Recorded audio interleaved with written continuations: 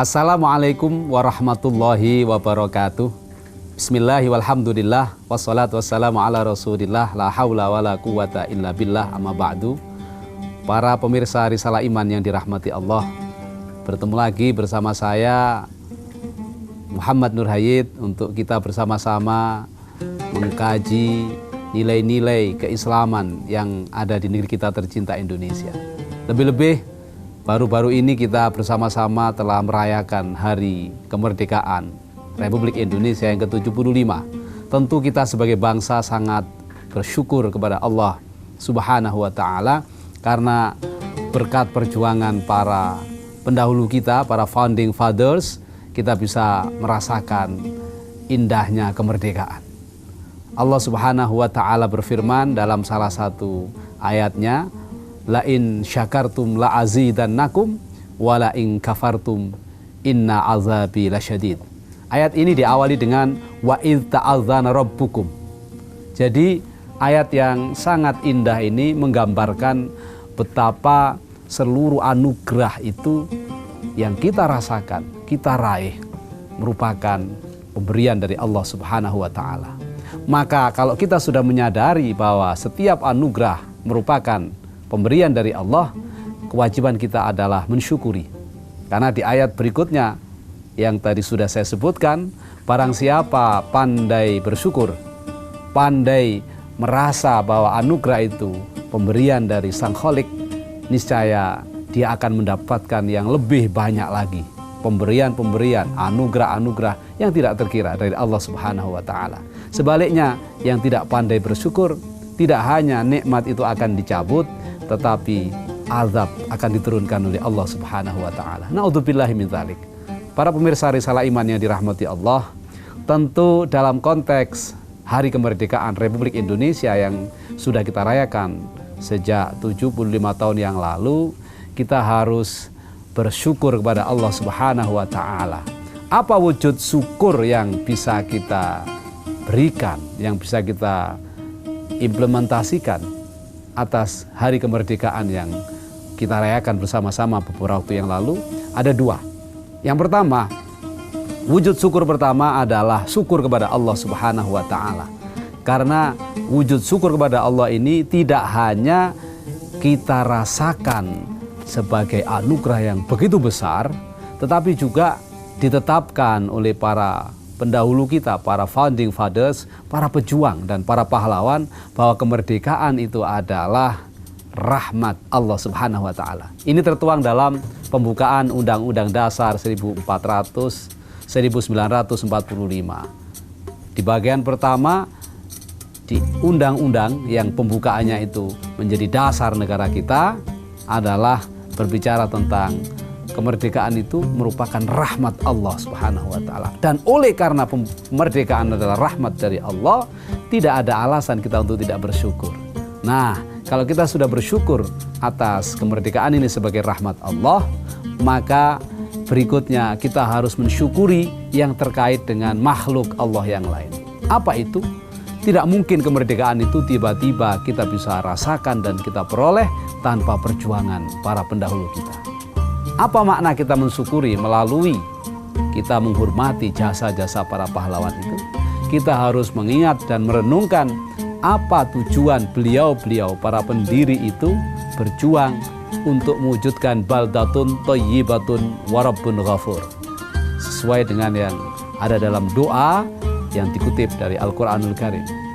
Apa tujuan para pahlawan yang mengorbankan harta, nyawa, dan bahkan semua yang dimilikinya untuk meraih dan merebut kemerdekaan? Tidak lain adalah beliau-beliau ingin negeri kita tercinta ini menjadi negeri yang baldatun thayyibatun wa rabbun ghafur.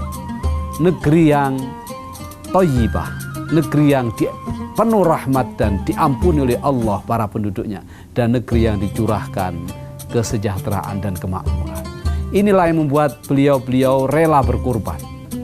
Lalu pertanyaannya sekarang, apakah kita sudah memerankan diri dengan sebaik-baiknya untuk mengisi kemerdekaan yang telah diperjuangkan oleh beliau dengan darah, harta dan air mata, bahkan nyawa?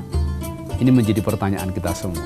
Para pemirsa Risalah Iman yang dirahmati Allah, dalam salah satu ayat Al-Quran, Allah Subhanahu wa Ta'ala berfirman, "Walau anna ahlal qura amanu wattaqau lafatahna alaihim barakatim minas sama'i wal ard walakin kadzabu fa akhadnahum bima kanu yaksibun."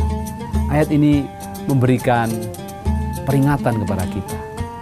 Kalau suatu kaum, suatu negeri, suatu komunitas, suatu bangsa sudah diberikan nikmat oleh Allah Subhanahu wa Ta'ala, tetapi tidak mau mensyukuri nikmat itu, justru kenikmatan yang diberikan digunakan untuk ingkar, digunakan untuk bermaksiat dan melawan terhadap ketentuan-ketentuan Allah yang sudah diperintahkan melalui Al-Quran maupun melalui sunnahnya Rasulullah SAW, niscaya kenikmatan itu akan dicabut, lalu Allah akan menurunkan azab. Tetapi sebaliknya, kalau orang-orang yang sudah diberikan nikmat dan anugerah, kemudian dia semakin memantapkan rasa syukurnya itu dengan amanu wattaqau, dengan beriman dan bertakwa. Wujud iman dan takwa seperti apa? Dalam konteks kita berbangsa, tentu bagi seorang pemimpin, beriman dan bertakwanya adalah menjaga betul amanah yang sudah diemban dan diberikan oleh rakyat. Ketika menjadi presiden, dijalankanlah fungsi dan tugas sebagai presiden yang memimpin seluruh rakyat Indonesia. Ketika menjadi anggota legislatif, menjadi anggota DPR, diperankanlah tugas-tugas pengawasan, tugas-tugas kontrol, dan sekaligus tugas-tugas pengawalan terhadap aspirasi masyarakat. Ini adalah wujud dari rasa syukur sebagai manifestasi pancaran dari amanu wattaqau. Maka kalau ini yang terjadi, la fatahna alaihim barakatim minas sama'i wal ard. Allah akan bukakan rahmat Allah yang lebih besar, lebih besar, lebih besar lagi. Tetapi kalau tidak demikian, azab yang akan diturunkan oleh Allah, na'udzubillahi min dzalik. Kita bisa bertanya kepada diri kita sendiri dan kita masing-masing, apakah yang terjadi di negeri kita ini bagian dari sedang terus berlangsungnya penurunan rahmat atau sedang berlangsung proses menuju turunnya azab Allah Subhanahu wa Ta'ala. Maka ikuti terus bersama saya di segmen kedua. Saya akan menjelaskan tentang bagaimana cara mensyukurinya kita sebagai rakyat. Kalau tadi sebagai pemimpin harus amanah, sebagai orang yang diberi amanah harus menunaikan sebaik-baiknya. Sebagai rakyat, apakah cukup menuntut saja atau dengan cara yang lain? Ikuti terus bersama saya di Risalah Iman El Sinta TV.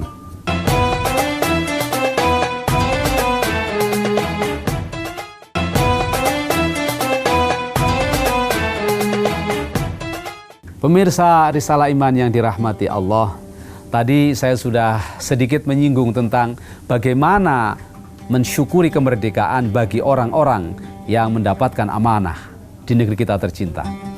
Seorang presiden, tadi sudah saya tegaskan, wujud mensyukuri kemerdekaan ini adalah dengan menjalankan tugasnya dengan sebaik-baiknya. Mengatur bangsa dan negara yang merdeka hasil perjuangan para pahlawan dan para pendahulu kita ini dengan sejujur-jujur dan seadil-adilnya. Inilah wujud mensyukuri. Jadi tidak hanya bersyukur dengan alhamdulillahirabbil alamin, tidak hanya bersyukur dengan lomba-lomba 17 Agustus, panjat pinang, balap karung, lomba makan kerupuk. Tidak. Itu bagian dari wujud syukur yang paling kecil. Tidak hanya syukuran dengan kita mengucapkan alhamdulillah di malam 17 Agustus. Mungkin di beberapa daerah di Jawa Tengah, di Jogja atau di beberapa daerah di Jawa Timur menggelar acara tirakatan atau menggelar acara mensyukuri kemerdekaan di persis malam 17 Agustus. Lalu di hari 17 Agustus tepat pukul 10 semua diminta untuk berbaris, untuk bersama-sama mengheningkan cipta dalam satu rangkaian upacara hari kemerdekaan. Tidak hanya itu, tetapi mensyukuri hari kemerdekaan sejati adalah memerankan peran yang sudah kita emban dengan sebaik-baiknya dalam rangka merealisasikan tujuan perjuangan kemerdekaan, yaitu menjadikan bangsa kita, bangsa Indonesia tercinta, menjadi bangsa yang baldatun, thayyibatun, warabbun ghafur. Bangsa yang adil, makmur, dan sejahtera. Bangsa yang rakyatnya selalu bahagia, tidak ada kekurangan apapun, dan pemimpinnya dicintai oleh rakyatnya karena dalam menjalankan tugas penuh dengan amanah dan mengayomi serta jujur.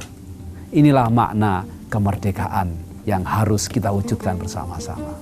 Nah, kalau para pemimpin kita tuntut untuk amanah dan menunaikan kewajibannya sebaik-baiknya dalam rangka mewujudkan kesejahteraan dan kemakmuran, bagaimana peran kita sebagai rakyat? Karena seringkali kita hanya pandai menuntut. Kita minta presiden harus begini, anggota DPR harus begini, bupati harus begini, gubernur harus begini. Tapi diri kita sendiri tidak kita tuntut untuk menjadi rakyat yang baik. Padahal baiknya suatu tatanan, apakah itu dalam konteks kenegaraan, dalam konteks tatanan sosial yang lebih kecil, itu tidak cukup hanya oleh seorang pemimpin. Ada 4 pilar yang harus kita jaga bersama-sama agar tatanan itu menjadi baik. Apa yang pertama? Tentu yang pertama adalah pemimpin yang adil, pemimpin yang baik, pemimpin yang bertanggung jawab dan mampu bekerja dengan sebaik-baiknya untuk mewujudkan keadilan dan kesejahteraan rakyat. Nah, kalau pemimpin ini sudah bisa kita handalkan, kita harapkan, apakah cukup kesejahteraan, keamanan, kedamaian ini bisa kita raih? Belum. Karena keadilan pemimpin kalau tidak ditopang oleh kasih sayang rakyatnya, doa dari rakyatnya, ini akan menjadi problem.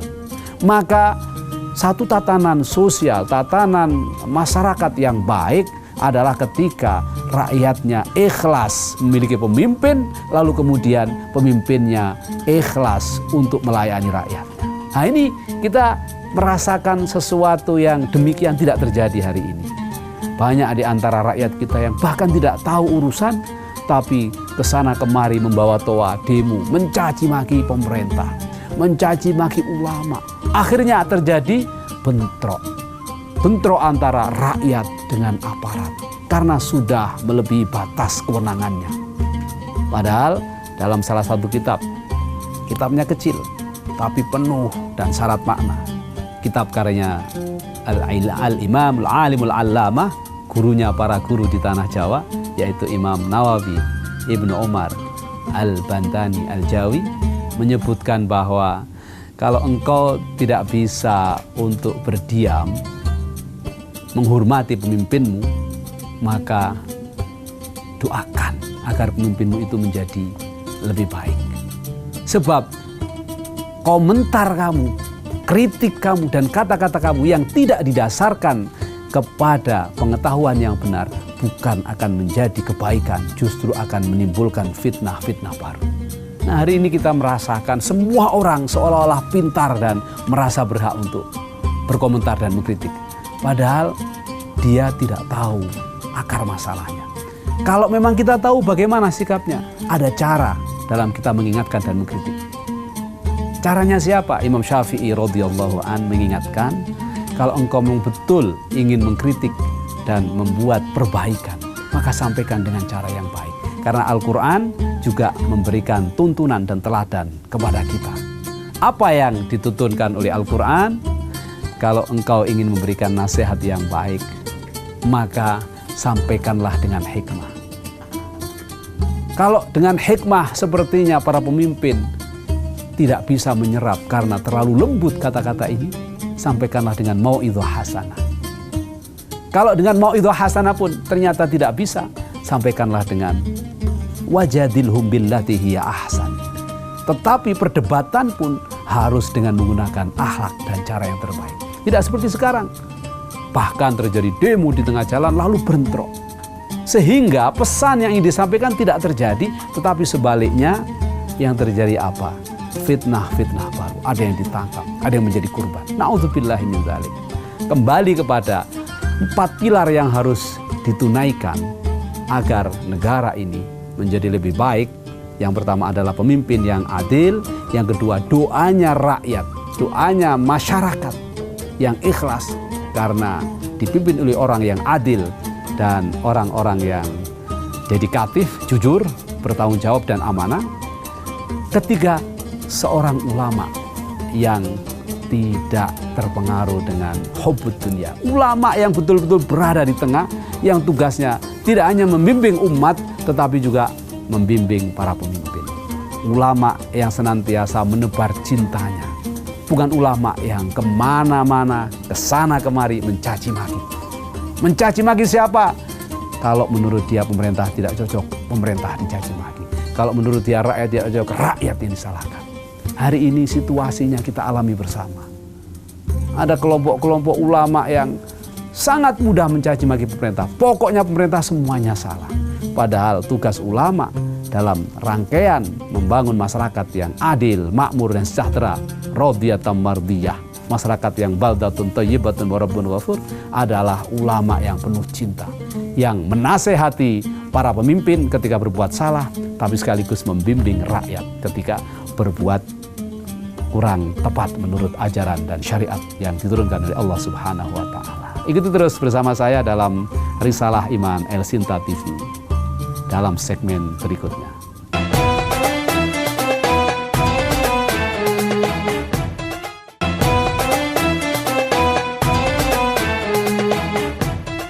Pemirsa Risalah Iman yang dirahmati Allah, kita sudah mengetahui ada 3 pilar tadi yang harus ada dan selalu berkelindan, yaitu pemimpin yang adil, doanya rakyat, doanya umat, doanya orang yang dipimpin yang ikhlas, meminta kepada Allah agar pemimpin selalu dalam rahmat dan bimbingan Allah.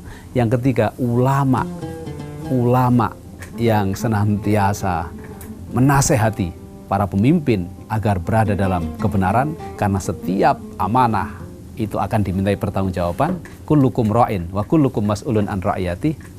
Dan ulama yang senantiasa menebar cinta kepada umat, kepada rakyat. Hum yang zuruna bi'ainir rahmah. Mereka melihat rakyat, melihat umat dengan kacamata penuh kasih sayang. Ketika ada yang salah, ada yang bermaksiat, bukan dicaci maki dan dihina, tetapi dibimbing. Maka kesempurnaan tatanan sosial dan masyarakat ini sebagai wujud cara kita mensyukuri kemerdekaan untuk menjadikan bangsa kita, negara kita tercinta, Republik Indonesia, menjadi baldatun thayyibatun wa rabbun ghafur, perlu ditopang oleh penopang terakhir, yaitu orang-orang kaya raya yang dermawan. Syakhawatul aghnia, atau orang-orang kaya yang dermawan ini penting, lebih-lebih di era yang hari ini kita alami bersama, situasi pandemi COVID-19, di mana banyak masyarakat yang mendapatkan dampak negatifnya. Ada yang dipecat karena PHK, ada yang ekonominya runtuh karena tidak ada lagi perdagangan, lockdown di mana-mana. Maka orang-orang yang diberikan anugerah, rezeki yang berlimpah, kesempatan yang sangat besar untuk membuktikan apakah rahmatnya Allah akan diturunkan berlebih atau tidak. Kalau ingin rahmatnya Allah diturunkan berlebih, maka jadilah orang-orang yang sahawa, jadilah orang-orang yang dermawan. Insya Allah dengan 4 pilar yang kuat, pemimpin yang adil, ulama yang senantiasa menebar cinta dan kasih sayang kepada umat dan rakyat, serta berani menasehati para pemimpin yang berbuat salah dan melenceng, kemudian rakyat yang senantiasa mendoakan, ikhlas dipimpin. Ketika disuruh A, pakai masker misalnya hari ini, kita ikut. Karena memang ini menurut ketentuan negara, itu benar. Menurut ketentuan yang ada dalam riset kesehatan, tepat.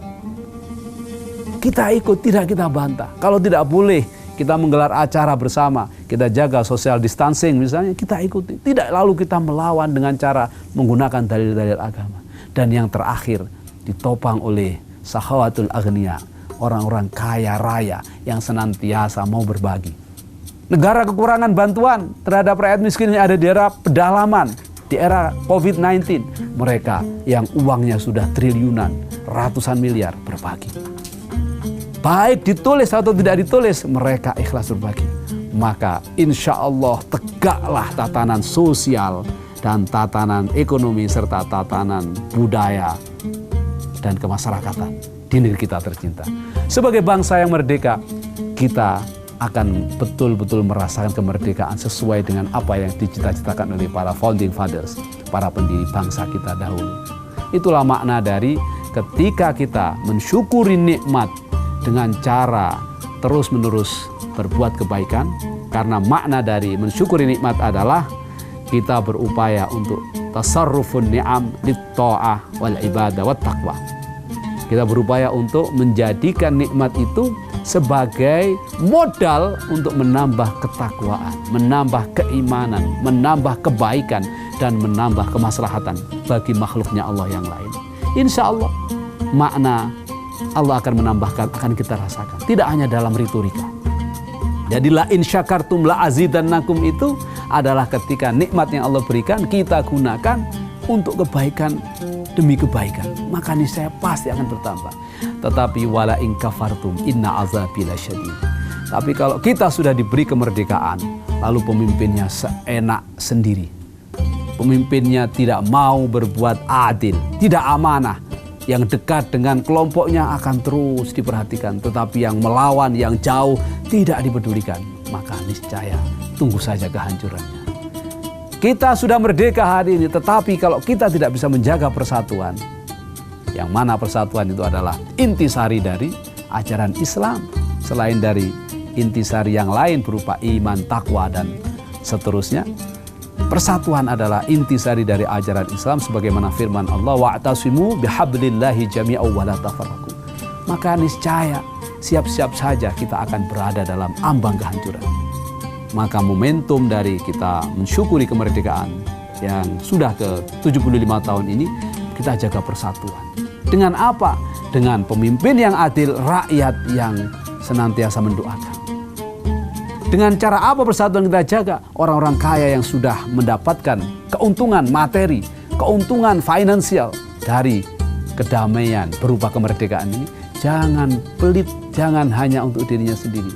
Dan para ulama yang tidak perlu lagi berperang seperti zamannya Hadratus Syekh, sampai ditangkap oleh Belanda, ditangkap oleh Jepang, dan oleh para pemberontak saat itu, tentu kita harus lebih bersyukur karena hanya tinggal mengaji dan kita tinggal bersama-sama untuk membimbing umat. Insya Allah dengan cara demikian kita betul-betul dianggap sebagai penerus bangsa.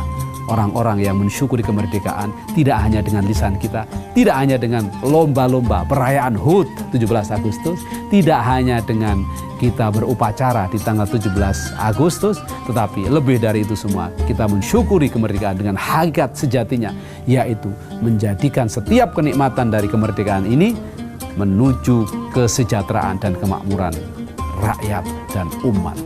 Mungkin itu yang bisa saya sampaikan, semoga bermanfaat.